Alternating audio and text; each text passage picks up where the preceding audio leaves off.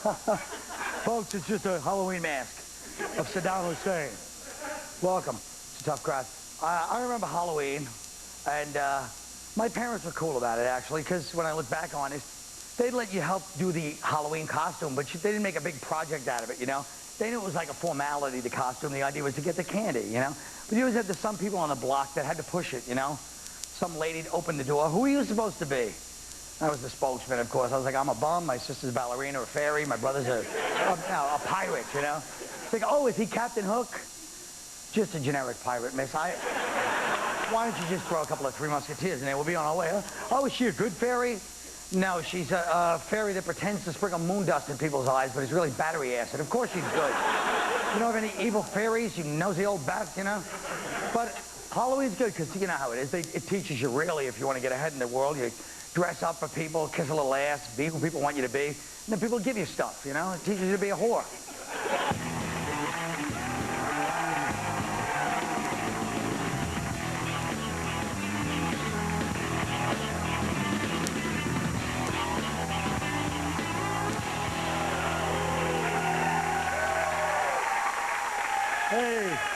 Hey guys, I'm not a crowd pleaser. All right, start out at that level. That's weird, man. Dennis Kozlowski spent $2 million on this party. Take a look at this party this guy had.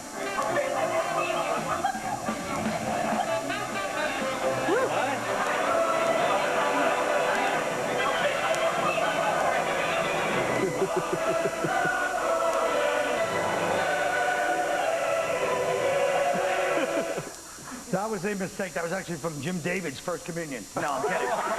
Okay, obviously this guy should be killed for embezzling the money.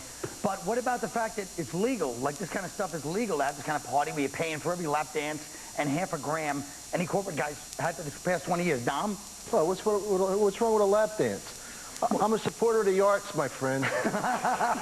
Did that look like a fun party or what? Huh? Nothing makes you want to go to a party like that. Running around a pool, I can't stop laughing. I'm crying. Yeah, it did look like kind of a dud of an event, you know? Yeah, I mean, if they spent all that money, that's just people going, woo, with wings. That's it. That's what you would do. If you had millions of dollars, I would stand there going, while people... That's why I get my Jimmy Buffett playing now at the party? Buffett played at the party. That's the crime. $2 million and you hire that guy? Couldn't you spend the money better? I mean, if I was a shareholder in the corporation and they had spent money on like U2, on, you know, really hot hookers that cost a lot of money to have sex with each other, they had mirrors full of blow and heroin and, you know, then, you know, you'd say like, that's wrong, but I'm proud to be part of that company. Right. You know what I mean?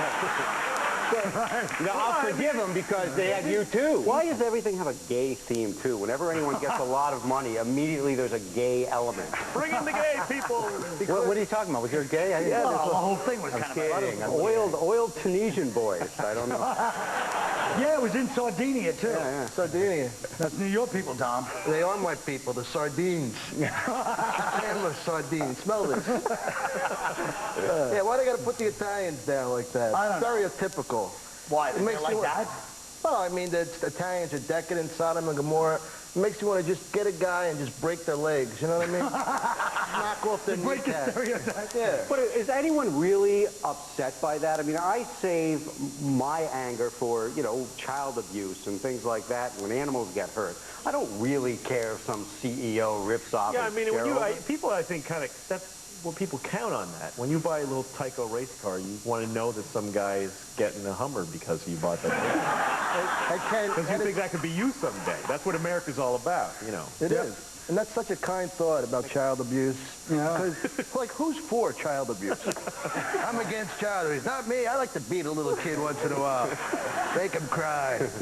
Well, I was about to say something serious, and I was like, oh, no, it's a comedy show. I better shut up. All right. Saudi Arabia has spent 17... I'll tell you what I say my anger for. This guy. Oh, you killed my son. Saddam Hussein's a mask. Saudi Arabia spent $17.6 million after 9/11 to improve their image with Americans. Look at this ad. A partner in investigating more than 150 suspected terrorist accounts, and a force for stabilizing oil prices during this time of war. Next you'll have Jared eating a falafel. Kenny, let me ask you something. What was that? Kenny, what is the point of this, please? Well, I think if Saudi Arabia really wants to get back on our good graces, I mean, since 15 of the hijackers were Saudi, they knocked the towers down. If they want to play nicey-nicey, build the towers back up with all their oil money, but this time we're going to want 3. So that's the only way. I like on the ad how it says the American flag and then their flag kind of trying to, you know, it's the same flag, don't worry. It's which sort of which. Yeah, you forgot, you didn't show the whole commercial. It just goes to black and it says, enjoy oil. That's what it is. Now listen to this. This is a subject I proudly picked. Cause marketing. Combining selling of products with like things that people like Ben and Jerry's always did it. I don't know what their causes are now. Mrs. Fields is involved in stuff. I think there's like Victoria's Secret is doing breast cancer awareness month. I don't know, but something like that is happening. What do you guys think about this?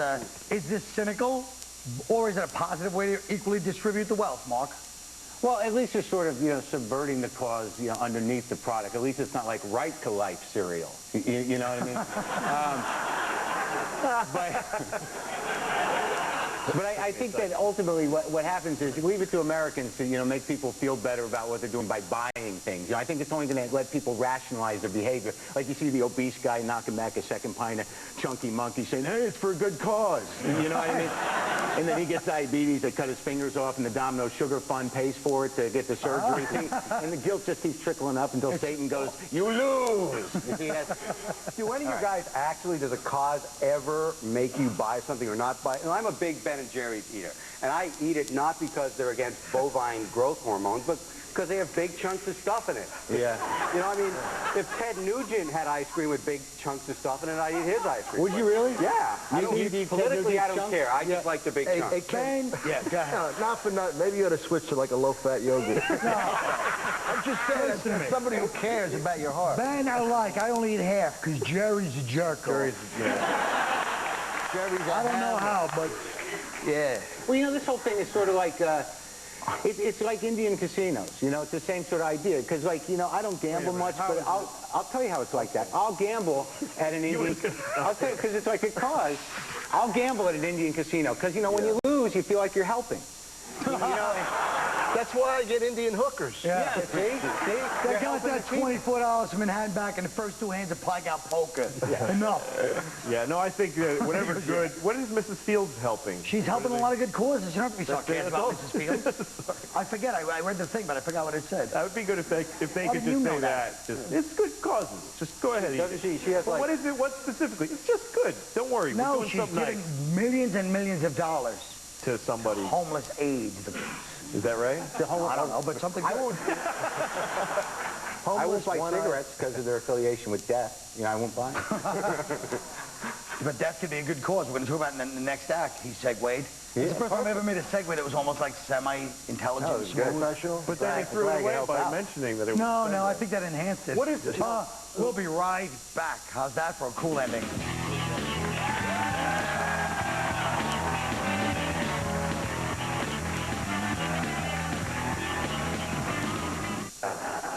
And I don't know what mountain man. What is that? That's not. How is that a manly archetype? That's a lonely hermit. Why don't they call it what it is? A guy who lives in a cave, a hermit. But that's the way it's always been. Is guys that are just depressed and they can't understand their women, so they go outside and they pump up and like Arnold. I'm not afraid of women. Hey, he's my governor. Watch it. But this is a pathetic time to be a man. You turn to the sports page. Every third ad is for erectile dysfunction or balding. I think men should take back the limp penis and our bald heads and embrace that. It's true. You always saw the Viagra ad during the Yankees in the World Series. Don't get me started on Viagra. That's a win. No, I have a friend I'm sort of balding, and I'm really balding. But I have a friend who's really obsessed, and he goes and he buys drugs from like African internet companies, and he cuts them himself, and he's trying to get me on this thing, and you can do it. You can grow your hair back. And I said, well, isn't there some impotence thing? And he goes, who's going to play with you? Does it make your penis shrivel? Yeah, but it's not, shrivel. At the end, your just kind of goes flat. I think that if you're really wondering what kind of man you are, the only way to really figure it out is to take a couple minutes and just ask yourself, all right, who would I be in prison?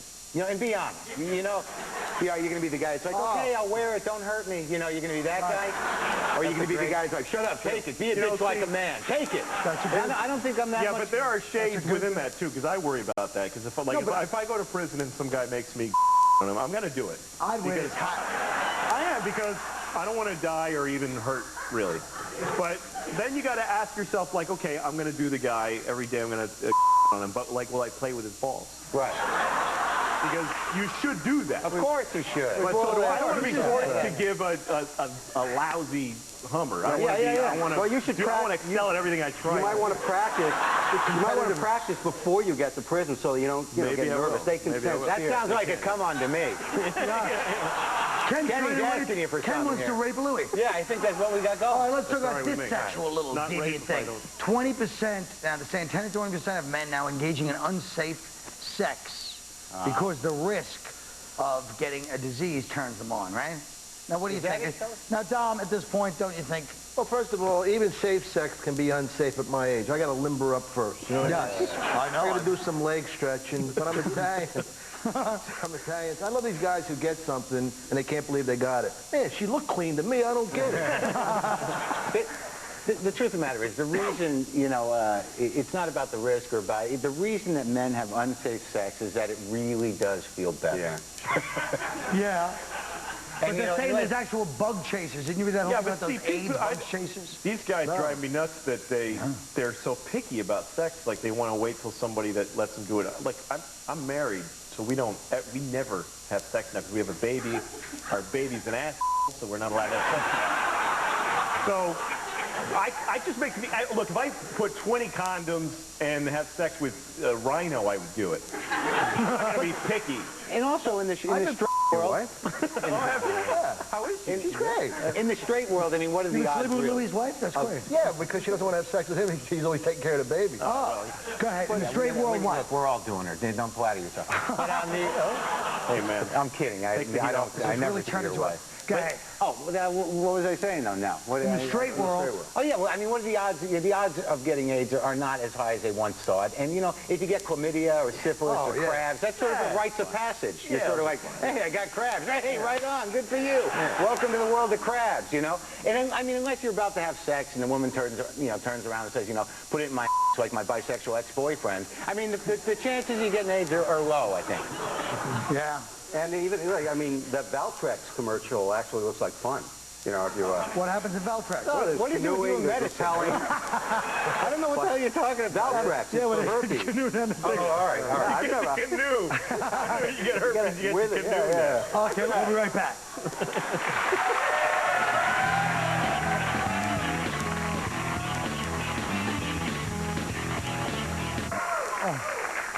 You know, folks, a lot of TV and movie actors have been doing these Broadway musicals. I'm pensive. Antonia and Melanie, Jason Alexander and the producers, John Stamos and Nine. What makes me mad is they would never ask me to do anything like that. I'm from this city. You know what? I shouldn't say never. That's negativity. Could be, right? Who knows? Could be.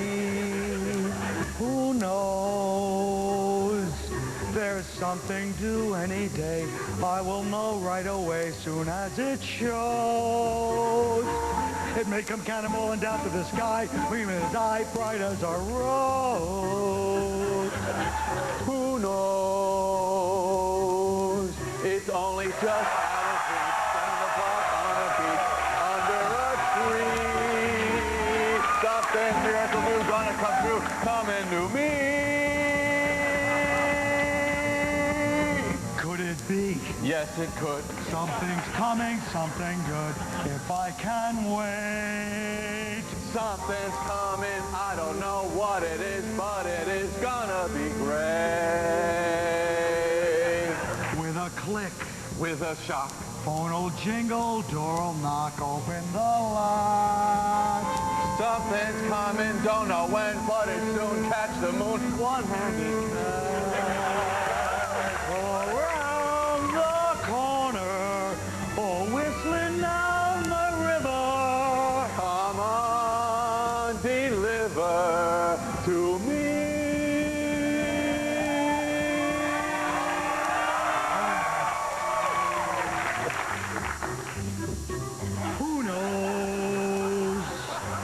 only just out of reach, down the block on the beach.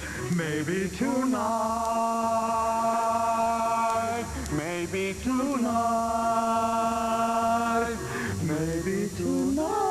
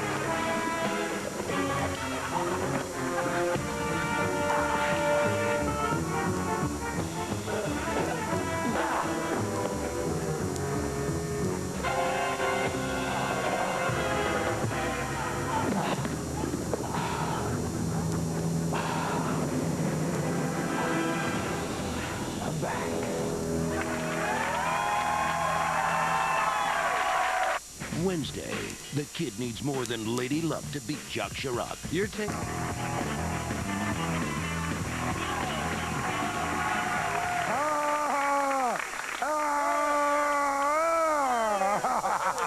It's just a fake tooth. Wow, scary. Folks, as we mentioned earlier, today more and more men experience emasculation as a constant humiliating problem. I myself emasculate 5 times this morning.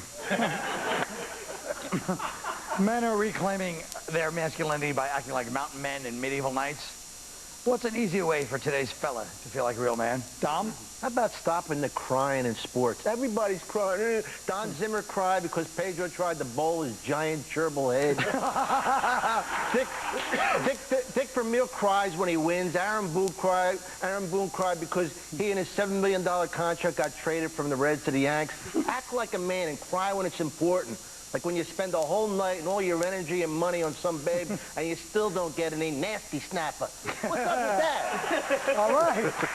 Kenny. Thanks, Colin. Look, wear a uniform.